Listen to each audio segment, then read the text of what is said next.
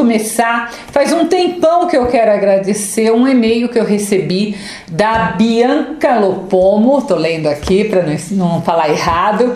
A Bianca fez o vestibular para a USP e ela me escreveu contando que ela viu os vídeos e que ela gabaritou em literatura. Fico muito feliz, Bianca, essa é a intenção do nosso canal. Quero que todo mundo que esteja assistindo os vídeos também gabarite no vestibular. Bom, então vamos lá. O personagem Quincas Borba, que dá nome a este livro, ele não é exclusivo desse livro. Na verdade, o Quincas Borba, o personagem, ele vai aparecer em outro romance de Machado, que é Memórias Póstumas de Brás Cubas. Machado deve ter percebido que o personagem era muito bom e ele vai fazer então depois um outro volume chamado Quincas Borba. O Joaquim Borba dos Santos, conhecido como Quincas Borba, ele foi amigo de colégio de Brás Cubas. Quando o Brás Cubas o reencontra no Memórias Póstumas, ele está em uma situação muito precária, morando na rua, mas ele era um filósofo, e ele criou uma filosofia chamada humanitismo ou humanitas. Tá aparecendo o nome aí e isso é muito importante para você guardar, para você saber, tá? É o humanitismo. Talvez de todos os personagens do escritor, Quincas Borba seja um dos mais interessantes, É um personagem muito diferente e o fato dele ter criado esta filosofia mostra que ele era muito inteligente, ele era um sábio. Mas lá ainda em Memórias Póstumas, que a gente sabia que ele morava na rua, estava morando ali na escadaria da igreja, estava sem dinheiro. Ele recebe isso no início de Memórias Póstumas.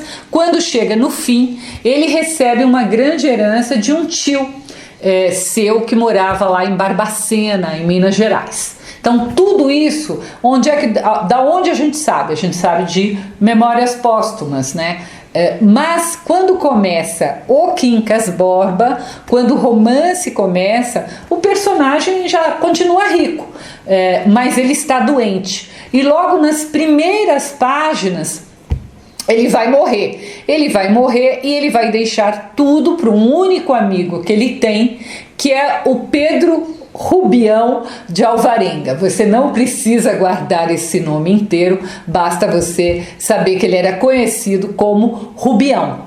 E esse amigo, esse Rubião, ele era um modesto professor que vivia também em Barbacena e que era na verdade, um rapaz bastante ingênuo, mesmo já tendo seus 40 anos, E a única condição que o Quincas Borba faz para o Rubião receber a herança é que ele tem de cuidar do cachorro de Quincas Borba, que também se chamava como Quincas Borba.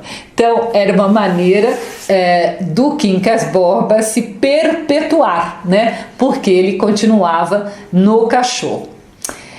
É estranho a gente imaginar que um romance que se chama Quincas Borba vai ter esse personagem que seria o principal morrendo logo no começo, que a história não vai ser sobre esse personagem e também não é uma história que vai retroceder e contar a vida do Quincas Borba. Não, a história vai ser sobre a vida nova do Rubião, do herdeiro do Quincas Borba, que agora é um homem rico, mas a gente vai falar disso no final. Por você pensar, o Machado é um escritor de muitas camadas e às vezes eu fico muito surpreendida porque as pessoas não são capazes de enxergar as outras camadas, e no seu vestibular vai ser justamente essa interpretação, essas outras camadas que vão ser pedidas. Então, quando o livro começa, o Rubião está lá na sua bonita casa no bairro do Botafogo, porque Botafogo era um bairro chique, na época, e ele está pensando na vida. Mas o narrador nos diz que ele vai ordenar aquela história cronologicamente, ou seja, um fato depois do outro. E aí que ele fala para nós, o narrador? Deixemos Rubião na sala de Botafogo. Vem comigo, leitor. Vamos vê-lo meses antes à cabeceira do Quincas Borba. Ou seja, o Quincas Borba está doente, está de cama, e quem está à sua cabeceira é o Rubião. E nesse momento, o próprio narrador lembra que o Quincas Borba é o mesmo personagem do Memórias Póstumas de Brás Cubas. Então, mesmo que eu não contasse isso para vocês, quando vocês lessem, vocês iam ver que o narrador fala. E ele fala que se você ainda não leu Memórias Póstumas, ele te convida também a ler. E aqui eu quero chamar então a sua atenção para uma característica que pode ser cobrada de você numa prova, que é este narrador. Esse narrador que conversa o tempo todo com o leitor ou com a leitora. Pode ser, ele se dirige às vezes para o masculino e às vezes para o feminino. Essa é uma característica não apenas deste romance, mas da obra do Machado de Assis. E é uma influência grande do Machado cronista, porque ao longo da vida toda Machado fez crônicas. E na crônica é muito comum o escritor conversar com o leitor, porque é uma linguagem mais coloquial, é uma linguagem mais do dia a dia, e se você for ler as crônicas do Machado, Machado faz isso o tempo todo ele conversa com o leitor. Mas ele leva essa característica também para os romances. Então, nos romances, esse narrador também conversa conosco, nos manda ler livro, nos explica que vai voltar na história e assim por diante. E o narrador relembra que o Quincas Borba, lá, havia se apaixonado por uma moça chamada Maria da Piedade. Mas a Maria da Piedade acabou morrendo e o seu irmão, que era o Rubião, passou então a ser amigo do filósofo. Então a gente entende aí como é que o Rubião aparece na vida do Quincas Borba. E quando o Quincas Borba fica doente, quem toma conta, quem se praticamente vira um enfermeiro do Quincas Borba é o Rubião. A gente não vê essa morte do Quincas Borba de uma maneira triste. Por quê? Porque o Quincas Borba encarava a morte de forma muito tranquila, porque pela sua filosofia, que ele mesmo criou, a Humanitas, não havia morte, porque a supressão de uma vida é a condição de sobrevivência de outro. Isso é muito importante, você entender o que é Humanitas, né? O que é Humanitas ou humanitismo, a mesma coisa. Ele às vezes chama de Humanitas e às vezes ele chama de humanitismo. E aí, para explicar, ele vai dar um exemplo de um campo de batatas. Você imagine um campo de batatas e duas tribos famintas. As batatas, elas não são suficientes para alimentar as duas tribos. E é preciso comer, né? Adquirir força, porque essas tribos elas têm que passar uma montanha para chegar nos campos, aí sim, naqueles campos tem alimentos. Se as duas tribos, se elas dividirem pacificamente as batatas, não vai ser suficiente nem para uma tribo, nem para outra adquirir força para passar a montanha. E ambas as tribos vão morrer de inanição, vão morrer de falta de alimento. E aí o que elas fazem, as tribos? Elas guerreiam entre si. E aí o Quincas Borba diz que nesse caso a guerra é necessária. Por quê? Vai ganhar uma tribo e essa tribo então vai ficar com as batatas. E é desse exemplo que sai uma frase do personagem Quincas Borba que é muito importante e que se torna também famosa na obra de Machado de Assis. É muito comum pessoas falarem sobre Machado e de repente vir com esta frase. Qual é a frase? Ao vencedor, as batatas. Não pode esquecer dessa frase. Essa frase é fundamental para a gente entender este livro que é Quincas Borba, tá bom? Ao vencedor, as batatas.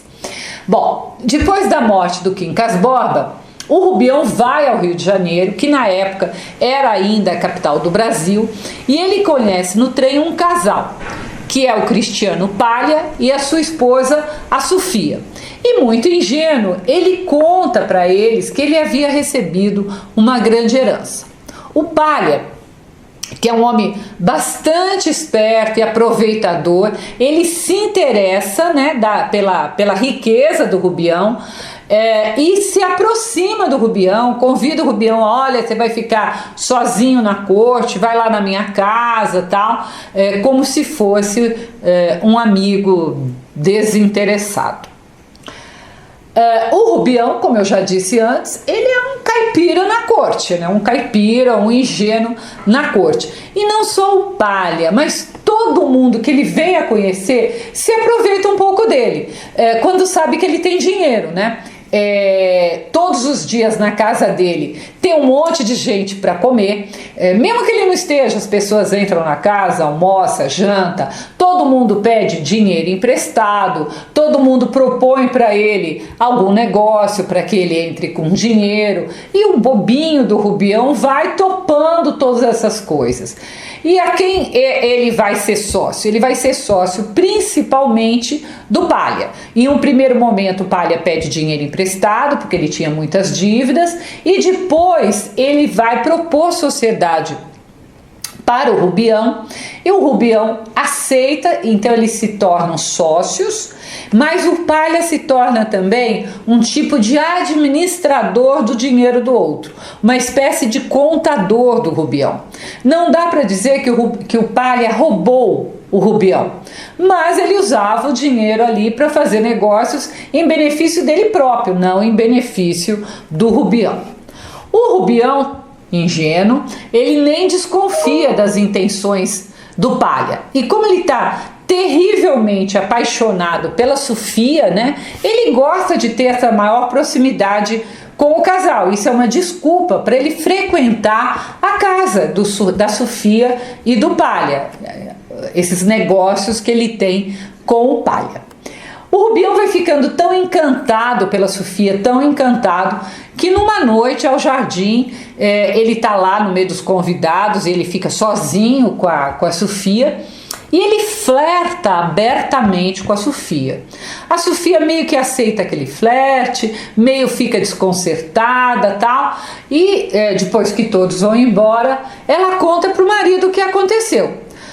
Entretanto, o Palha não fica bravo com o Rubião, não fica bravo com aquela situação. Pelo contrário, ele pede para a Sofia, inclusive, aceitar o flerte, pois ele deve muito dinheiro ao Rubião. E aí a Sofia, ela concorda com aquilo. A Sofia, ela é uma personagem estranha, né? O narrador dizia que ela tinha uma alma confusa. Ela era muito bonita, mas muito bonita mesmo, um corpo muito bonito também, mas ela era completamente fútil. Ela gostava de ser cortejada pelos homens, de ser a mais bonita do salão, ela costumava encorajar a corte que os homens lhe faziam. Mas ela não é um personagem muito inteligente, ela não é uma personagem muito complexa, que tenha muitos dilemas, né? Ela aceita a corte do Rubião, porque o marido mandou, mas ela gostaria mesmo é que um outro homem, um jovem chamado Carlos Maria, que esse sim, muito bonito, a cortejasse. O que parece que vai acontecer, mas não acontece. O Carlos Maria vai inclusive se casar com a sobrinha da Sofia, uma órfã que tinha perdido a mãe, que está morando ali na casa da Sofia, que é a Maria Benedita. Então o Carlos Maria se casa com a Maria Benedita. Olha aí os dois nomes Maria aparecendo. Na minha edição, que é uma edição muito antiga, que eu já comentei com vocês, há um prólogo do Machado, é um prólogo à terceira edição.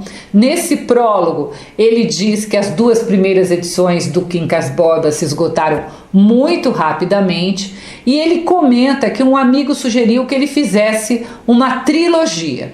Essa trilogia, lógico, trilogia são três volumes. O primeiro volume seria Memórias Póstumas, O segundo volume seria Quincas Borba e o terceiro seria sobre Sofia.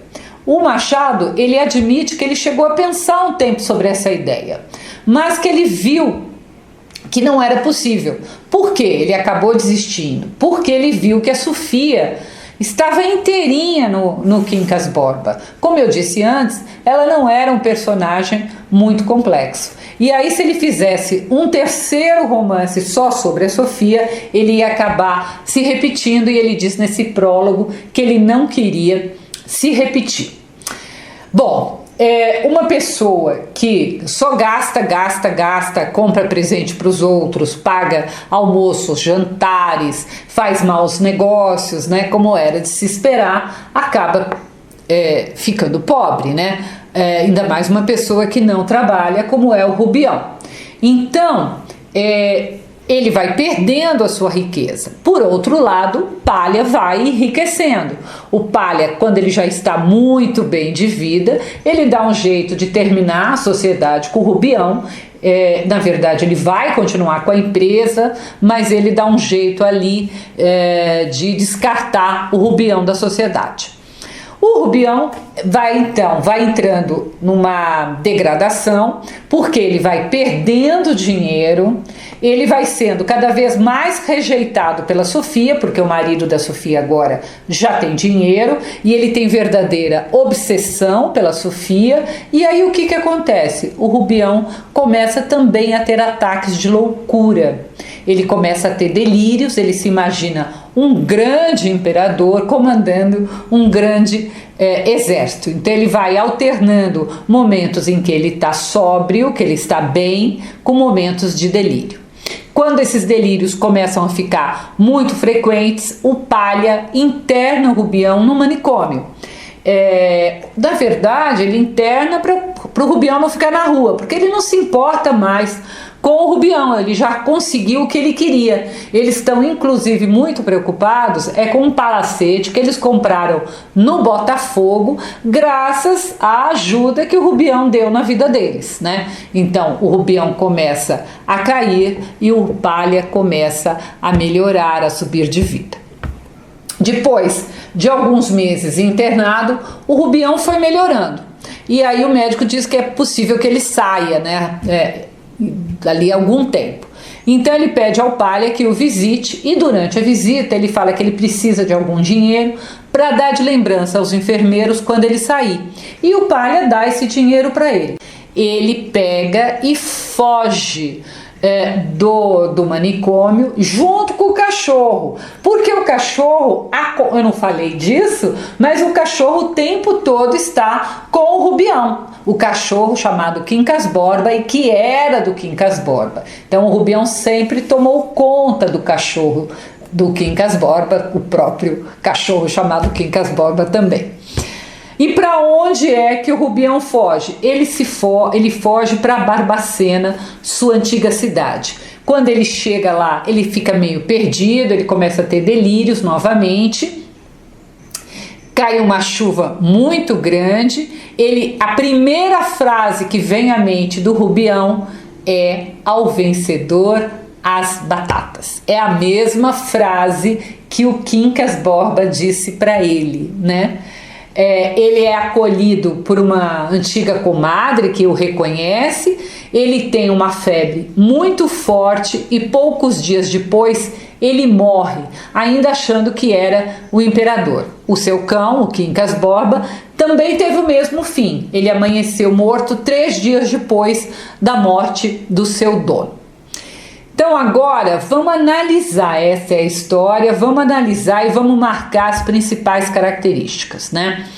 No final do livro, o narrador nos pergunta se a morte do cachorro, que estava narrada ali, é por essa razão que o livro se chama Quincas Borba. Mas o narrador não responde, na verdade ele põe essa dúvida na nossa cabeça, mas ele não responde. E ele diz ainda que quem quiser que chore por esses 2 mortos ou ria, pois no fundo é a mesma coisa. Então, por que ele diz isso? Mais uma vez, ele está usando a humanitas, né? Se você pegar a história do Rubião, é a história da Humanitas acontecendo mais uma vez. Então, o tio do Quincas Borba morreu para que ele pudesse herdar a riqueza do tio. Depois, o próprio Quincas Borba morre para que o Rubião possa mudar de vida, né? Se o Quincas Borba não tivesse morrido, o Rubião não teria mudado de vida. Por sua vez, a queda do Rubião é a ascensão da vida do Palha e da Sofia. Então é aquela velha história das tribos. Uma tribo morre para que outra possa sobreviver. Isso é importantíssimo, tá? Esse romance é um romance da fase realista do Machado. Machado tem uma primeira fase que é da fase romântica, onde tem um grande verniz, né? O romantismo todo, os personagens têm esse verniz, a mocinha é sempre uma mocinha muito virtuosa, o herói é sempre muito perfeito, né? Mas no realismo, não. A gente consegue ver a futilidade da Sofia, a maldade do Palha e de todos os outros que se aproveitam do Rubião. E a gente vê a vida no realismo como ela é. A vida como ela é assim, uns ganham e outros perdem. Para que este ganhe, o outro precisa perder, né? Então, o Machado, ao chamar o livro de Quincas Borba, ele está mostrando para nós que a filosofia do Quincas Borba, apesar da morte do Quincas Borba, ela continua.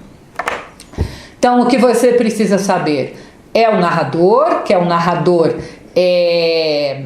muito preocupado em conversar conosco, nos explicar tudo. Você tem que saber que é um romance da fase realista.